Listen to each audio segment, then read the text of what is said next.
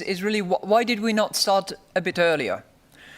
And I think the answer to that is that, of course, we have flexibility, but we made a commitment back in December that we would preserve favourable financing conditions that would entail tightening, that would be that would prevent us from actually following the inflation path that serves for us as the anchor of our policies. So you have on the one hand flexibility, you have on the other hand a commitment to preserving favourable financing conditions and a clear link to the inflation outlook.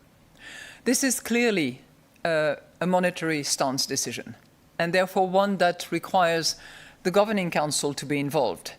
And given that we were a few days away from Governing Council meeting on monetary policy, number one, and that we were a few days away from having the provisions provided by ECB staff, we thought it would certainly be a better idea to do the analysis or the joint assessment that we want to conduct in order to determine what kind of increase, significant increase, as you rightly said, would be needed in order to respond to the commitment that we made. So do I have a number in mind to explain significant? The answer to that is no. And no, for a very specific reason, is that we want to deliver on our commitment. That commitment made in December, as I said, was to preserve favourable financing conditions.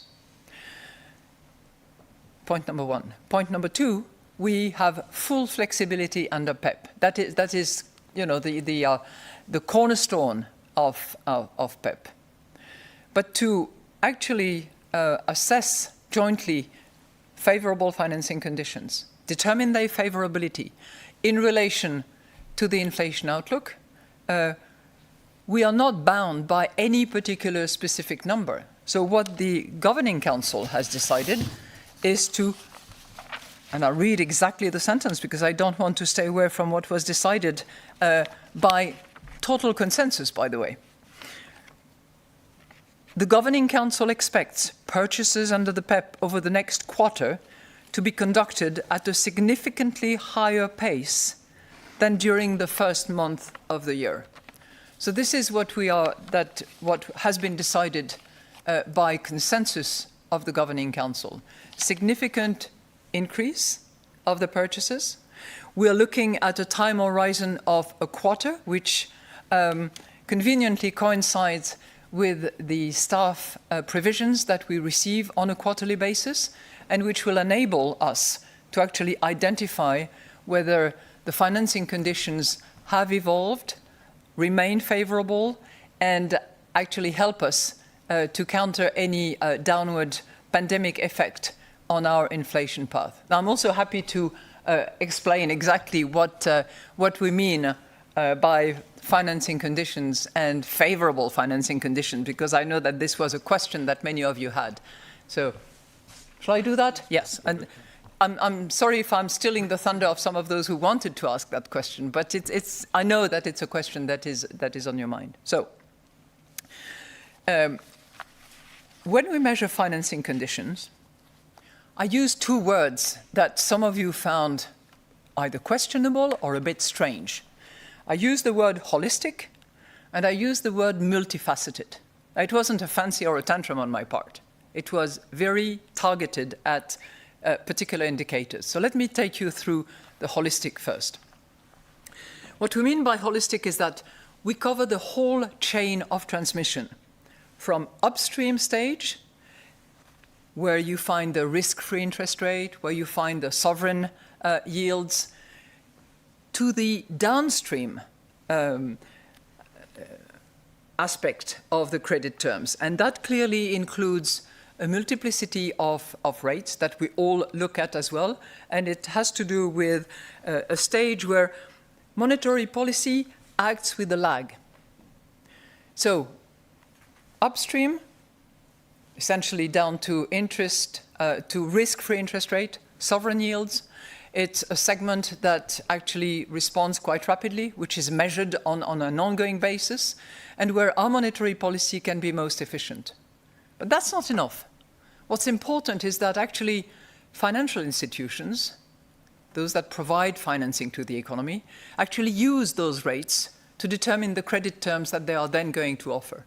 So that upstream is clearly an important component, but it is not the component of our assessment of the financing conditions, which is why I use the word holistic. We go from upstream to downstream.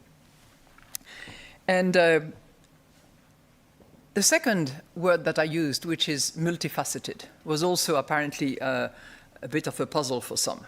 Well, multifaceted, we organize information in a multidimensional form. That might be more convenient for some of you, where each indicator can be studied in its own right, and assessment is not based on an aggregated synthetic measures.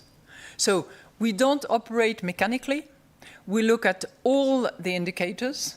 We focus indeed on what is upstream because that's where we can act, and that's where banks and providers of financing actually take their clue about the credit terms that they're going to offer. And it's also important to be multifaceted because there are some downstream components that are not necessarily going to be influenced by upstream movement. Take, for instance, some fiscal measures that have rightly been decided, such as providing moratorium or guarantees. If that was withdrawn, well, clearly it will have an impact on the downstream aspects of the indicators. In the same way, our TLTRO is also helping the downstream aspect of what we're looking at. So that's the reason why we look at financing conditions, looking at the upstream, the downstream, but looking at them in their own right, in a holistic way, all of it, the whole transmission chain, and each and every one of them, because they might respond differently depending on what is addressed to them.